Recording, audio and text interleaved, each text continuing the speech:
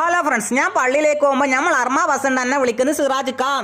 ഞാൻ ചോദിച്ചു എന്നാ മോനെ ഇക്കാ അന്ന് ഇങ്ങനോട് വർത്താനം പറഞ്ഞാൽ ഞാനൊന്നും മിണ്ടാഞ്ഞ് ഓടിത്തളന്ന് വന്ന് ക്ഷീണായോണ്ട് ഇക്കാം. ഞാൻ പറഞ്ഞ സാരില്ല മോനെ, ഇക്ക പള്ളിയിൽ പോയിട്ട് വരട്ടെ, എൻ്റെ അമ്മക്ക് ഇഷ്ടം പോലെ വർത്താനം പറയാം.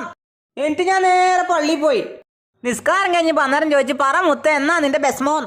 അന്നേരം പറയുന്നേ ഭയങ്കര ഒറ്റപ്പെടലാന്ന് നിക്കാ, ഓടിത്തളന്ന് വന്ന ഒരു 5 മിനിറ്റ് വർത്താനം പറയാൻ ആരുമില്ല.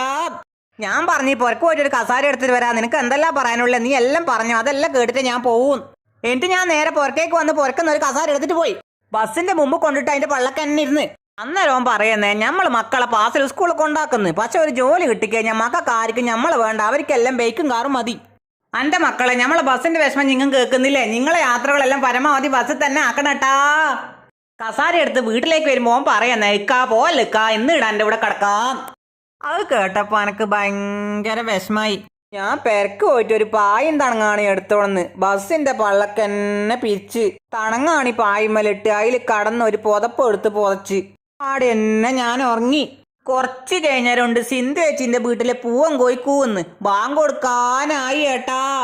ഞാൻ എണീച്ച് പായും തണങ്ങണിയും മടക്കി ബസ് നല്ല ഉറക്കിലാന്ന് ഏട്ടാ. ഓനെയും വിളിച്ച് ഓനോട് ഞാൻ ഒരു താറ്റിയും പറഞ്ഞ് പായും തണങ്ങണി എടുത്ത് നേരെ പുറക്കേക്ക് വന്ന്. അപ്പൊ വീഡിയോ ഇഷ്ടപ്പെട്ടാ സപ്പോർട്ട് ചെയ്യാൻ മറക്കല്ലേട്ടാ.